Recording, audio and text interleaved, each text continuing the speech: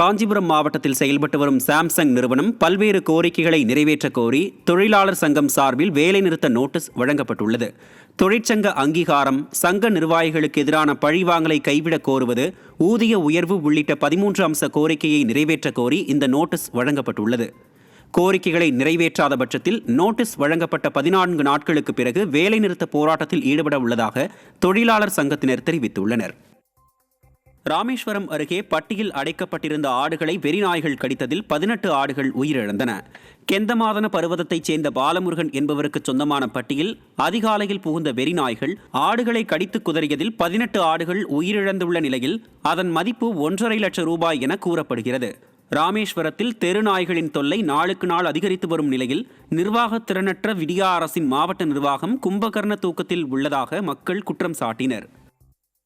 திருப்பூர் மாவட்டம் உடுமலையில் உள்ள தங்கம்மாள் ஓடையை சீரமைக்காமல் விடிய அரசு அதிகாரிகள் அலட்சியம் காட்டி வருவதால் கழிவுநீர் கால்வாயாக மாறிவிட்டதாக பொதுமக்கள் புகார் தெரிவித்தனர். சுமார் 300 மீட்டர் தூரத்திற்கு ஓடையை பலப்படுத்தும் பணி தொடங்கிய நிலையில் கடந்த 4 ஆண்டுகளாக சீரமைப்பு பணி நடைபெறாததால் ஓடை தூர்ந்து போனதுடன் கழிவுநீரும் கலந்து சுகாதாரமற்று மாறிவிட்டதாக பொதுமக்கள் குற்றம் சாட்டினர். விடிய ஆட்சியில் மக்களுக்கு பயனளிக்கும் திட்டங்களுக்கு அதிகாரிகள் முக்கியத்துவமே தருவதில்லை என்று அவர்கள் வேதனை தெரிவிக்கின்றனர்.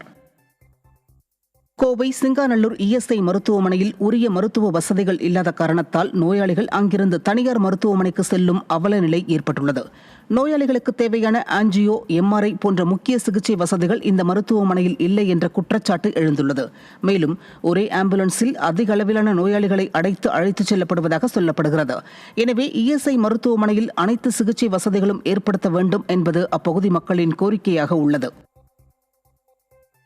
திருநெல்வேலி மாவட்டம் கல்லிடைக்குறிச்சி அருகே ஒரே நாளில் 10க்கும் மேற்பட்டோரை தெருநாய்கள் கடித்து குதறிய சம்பவம் மக்களிடையே அச்சத்தை ஏற்படுத்தியுள்ளது.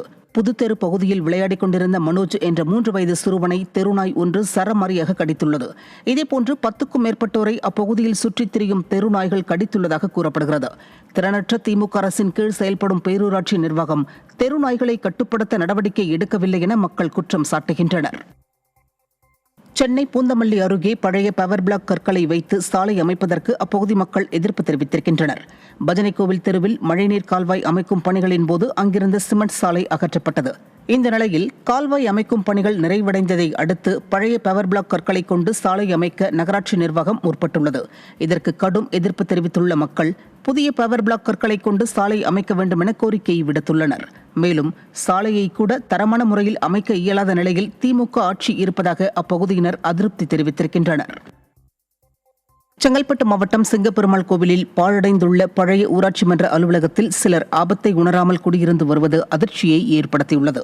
எந்த நேரத்திலும் இடிந்து விழும் நிலையில் உள்ள அந்த கட்டிடத்திற்குள் குடியிருந்து வருபவர்களை வேறு இடத்திற்கு மாற்றிவிட்டு புதிய குடியிருப்புகளை விடிய அரசு கட்டித்தர வேண்டுமென பொதுமக்கள் கோரிக்கை விடுத்துள்ளனர்.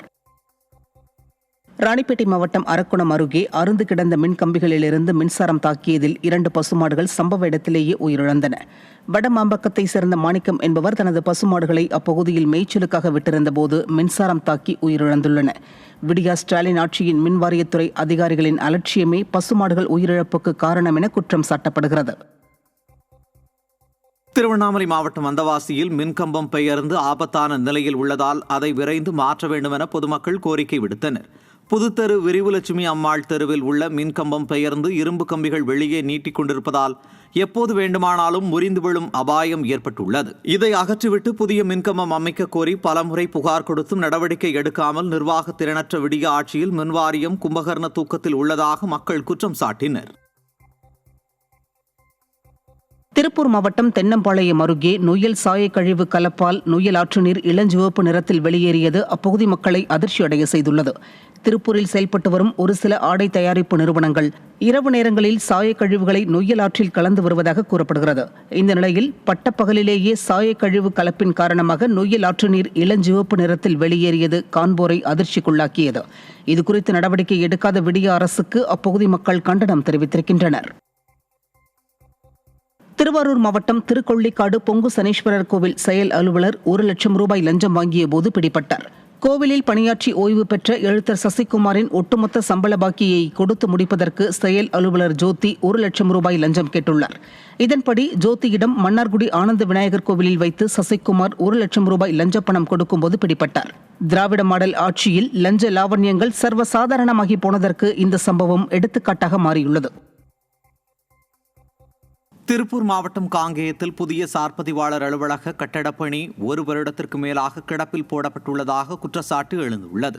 வட்டாட்சியர் அலுவலகத்தில் செயல்பட்டு வந்த சார்பதிவாளர் அலுவலகம் ஆங்கிலேயர் காலத்தில் கட்டப்பட்டதால் கடந்த ஆண்டு மார்ச் மாதம் இடிக்கப்பட்டு வாடகை கட்டடத்திற்கு அலுவலகம் இடமாற்றம் செய்யப்பட்டது. புதிய கட்டடம் கட்ட ஒப்பந்தம் விடப்பட்டும் இதுவரை கட்டடம் கட்டுவதற்கான பணிகள் தொடங்கப்படவில்லை.